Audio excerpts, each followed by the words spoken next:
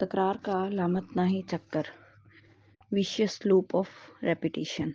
سب سے پہلے ہمیں یہ دیکھنا ہوگا کہ اصل مسئلہ کیا ہے، ہم زندگی میں کیا کرنا چاہ رہے ہیں، وہ کون سا سوال ہے جو سب سے بڑا ہے اور جسے زندگی میں حل کرنا سب سے زیادہ ضروری ہے۔ کہیں ایسا تو نہیں کہ ہماری زندگی میں سرے سے کوئی مسئلہ ہے ہی نہیں، کہیں یہ بات تو نہیں کہ سارے مسائل ہمارے خود ساختہ ہیں۔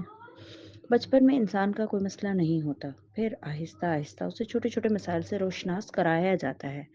ماں کے دودھ کے بعد ہاتھ سے کھانا کھلا کر اسے سمجھانے کی کوشش کی جاتی ہے کہ اس کا مسئلہ یہ ہے کہ اسے خود کھانا سیکھنا ہے۔ پھر کپڑے پہننے کو مسئلے کے طور پر اجاگر کیا جاتا ہے۔ اسی طرح بتدریج اسے حرف تہجی اور گنتی جیسے مسائل کے سامنے کھڑا کر کے انہیں حل کرنے کا طریقہ کار بتایا جاتا ہے۔ اس طریقہ کار کی بنیاد صرف ایک ہے، تکرار، دہرانا یعنی کہ ریپیٹیشن۔ اسے پریکٹس کروائی جاتی ہے، بار بار ایک ہی کام کو دہرا کر جو مہارت حاصل ہوتی ہے اسے مسئلے کے حل کے طور پر دکھایا جاتا ہے۔ اس سارے سسٹم سے ہرگز اختلاف نہیں ہے، یہ تو ضروری شیطان ہے، اس کے بغیر گزارا ہی نہیں۔ ہم ساری عمر اسی تربیت کے مطابق زندگی گزارنے کی سر توڑ کوشش کرتے ہیں، یہی ہماری زندگی کا بنیادی فارمولہ ہوتا ہے۔ اپنی آج تک کی زندگی پر نظر دوڑائیں، غور کریں، تجزیہ کریں۔ آپ دیکھیں گے زندگی میں پیش آنے والے روزمرہ واقعات کو ہمارا ذہن مسائل کے طور پر لیتا ہے، اور ہم ساری زندگی مسائل کو تکرار کے فارمولے کے تحت حل کرنے میں صرف کرتے ہیں۔ اپنے معمولات کا جائزہ لیں، روز صبح اٹھنے، دانت صاف کرنے، ناشتہ کرنے، اپنے کام پر جانے سے شام کو گھر واپس آ کر رات کو سونے تک کے تمام معمولات کو دیکھیں۔ آپ ہر شے، ہر عمل تکرار کی صورت میں کر رہے ہیں۔ یہ ہمارے ذہن کی پروگرامنگ ہے۔ ہم اپنی ساری زندگی کو ایک مسئلے کی طرح دیکھنے کے عادی ہیں، اور ان مسائل کا حل نکالنے کے لیے ہمارے پاس جو سب سے آخری اوزار بچتا ہے، جس پر سب متفق ہیں، وہ عقل یعنی کہ انٹیلیکٹ ہے۔ تکرار کے ساتھ ساتھ ہم ہر مسئلے کے حل کے لیے اپنی عقل کو استعمال کرتے ہیں، کیونکہ اس کے سوا انسان کے پاس اور کوئی ذریعہ نہیں جس سے وہ اپنی زندگی کو آگے بڑھا سکے۔ ایک طویل مدت زندگی گزارنے کے بعد ہمیں احساس ہوتا ہے کہ ہم اپنی زندگی کو جس سمت لے جانا چاہتے تھے وہ اس کے بالکل برعکس چلی ہے۔ ہم نے اپنے آپ کو عقل کے اندھا دھند استعمال سے آج جہاں لا کھڑا کیا ہے وہ ہمارے لیے مقام عبرت ہے۔ آپ آج جہاں ہیں، جو ہیں اور جس حالت میں ہیں، کیا آپ یہی کرنا چاہتے تھے؟ کیا آپ کے تمام منصوبے کامیاب رہے؟ خود سے یہ سوال پوچھیں اور اس کا جواب ڈھونڈیں۔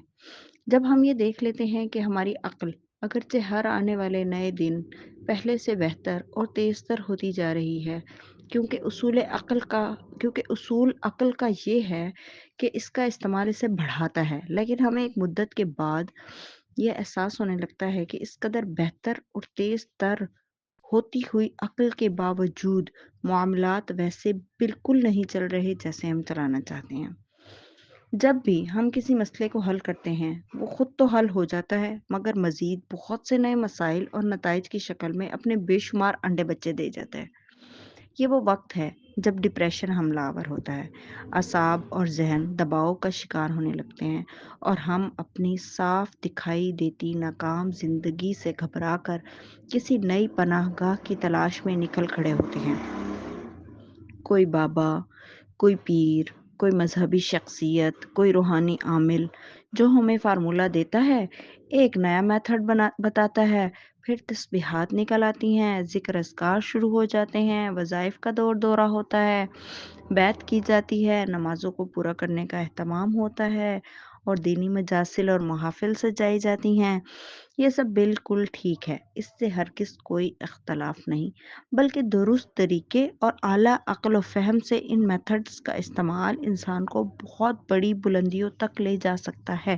لیکن بات کے کچھ ایسے زاویے بھی ہیں جو ہماری نگاہوں سے اوجھل رہ جاتے ہیں۔ کہیں ایسا تو نہیں کہ ہم نے صرف زندگی کے ہر لمحہ بڑھتے ہوئے دباؤ سے بچنے کی کوشش میں ریپیٹیشن کے ایک اور لامتناہی سلسلے کو اپنی زندگی میں داخل کر لیا ہو؟ کہیں ایسا تو نہیں کہ ہم اپنی عقل جو کہ اصل میں ہمارا نفس ہے، اس کو ٹھیک کرنے کی بجائے مزید فارمولے اور میتھڈز کی طرف چل پڑے ہوں؟ ایسی صورتحال میں یہ سب لا حاصل ہے۔ ہم اپنے خالق کو فریب نہیں دے سکتے، وہ جانتا ہے یہ وہی آدمی ہے، وہی اس کی نفسانی خواہشات ہیں، وہی روٹین ہے، صرف اداکار نے ایک اور نیا روپ دھار لیا ہے۔ یہ مزید وقت حاصل کرنے کی کوشش کے سوا کچھ بھی نہیں ہوتا، صرف اور صرف کسی میتھڈ یا کسی فارمولے سے سیلف یعنی کہ نفس کبھی اطاعت نہیں کرتا۔ اگر اللہ کسی کی آنکھ اس کے اپنے اوپر کھول دے تو وہ دیکھتا ہے کہ یہ عقل بے شک بڑی شے ہے، لیکن یہ ناقص حالت میں، امیچورٹی میں کسی بھی صورت میری رہنمائی کرنے کے قابل نہیں، کیونکہ یہ محدود عقل ہے۔ اس سے میں جس بھی مسئلے کو ٹھیک کرنے کی کوشش کروں گا وہ مزید الجھنے چھوڑ جائے گا۔ ہر آنے والے دن کے ساتھ یہ شکنجہ میرے گرد کستا ہی چلا جائے گا۔ انسان جب یہ جان لیتا ہے کہ عقل آخری ہتھیار ہے، آخری اوزار ہے، اس کے علاوہ اس کے پاس اور کچھ نہیں، تو اسے احساس ہوتا ہے کہ یہ سب تو جال ہے جس سے وہ خود کبھی باہر نہیں نکل سکتا، اپنی چالاکی سے ہرگز نجات نہیں پا سکتا۔ جس لمحے یہ احساس پیدا ہوتا ہے، انسان کی طلب، اس کی ہر لحظہ بے چین ہوئی ڈیمانڈ پرسکون ہو جاتی ہے، کام ڈاؤن ہو جاتی ہے، سلب ہو جاتی ہے، سیزڈ ہو جاتی ہے۔ یہیں سے ذہن انسان پر نئے دریچے واہ ہونے لگتے ہیں، صبر عطا ہوتا ہے، شکر عطا ہوتا ہے، تقوی بھی اس مقام کی عطا ہے اور توکل بھی۔ پھر تسبیح ہے، ذکر ہے، نماز ہے، قرآن ہے، اللہ کا رسول ہے اور ایک مسلمان ہے جو مومن بننے کے سفر پر روانگی کے لیے تیار ہے۔ ایمان اس کا استقبال کر رہا ہے، تکرار کے بغیر گزارا نہیں ہے، لیکن اندھے کی زندگی ہے، لیکن اندھے کی زندگی اور ہے، آنکھ والے کی اور ہے۔ آنکھ والے نے اطاعت کر لی ہے، سرنڈر کر دیا ہے، سر جھکا کر اطاعت کر لی ہے، مگر اندھا صرف اندھیرے میں زندہ ہے، حادثاتی انسان، ایکسیڈنٹل بینگ ہے۔ نفس کی پہچان کے بغیر بات نہیں بنتی، کوئی کتنا ہی زور لگا لے، کیسا ہی زہد کر لے، نفس کے علم کو جب تک نہیں لے لیتا تب تک پردہ اٹھانا، راز ہستی کو سمجھ جانا کسی صورت ممکن نہیں۔ اپنے سب سے بڑے دشمن کو صرف اسی صورت شکست دی جا سکتی ہے جب اس سے لڑنے والا صاف صاف اسے دیکھ کر جان نہ لے کہ آخر وہ کس سے لڑ رہا ہے، اس کی جنگ کس کے ساتھ چل رہی ہے۔ یہ جنگ اپنے آپ سے لڑی جاتی ہے، اپنی پہچان کے بغیر کوئی کیسے خود سے لڑ سکتا ہے؟ خود کو جاننے کا سفر جاری ہے۔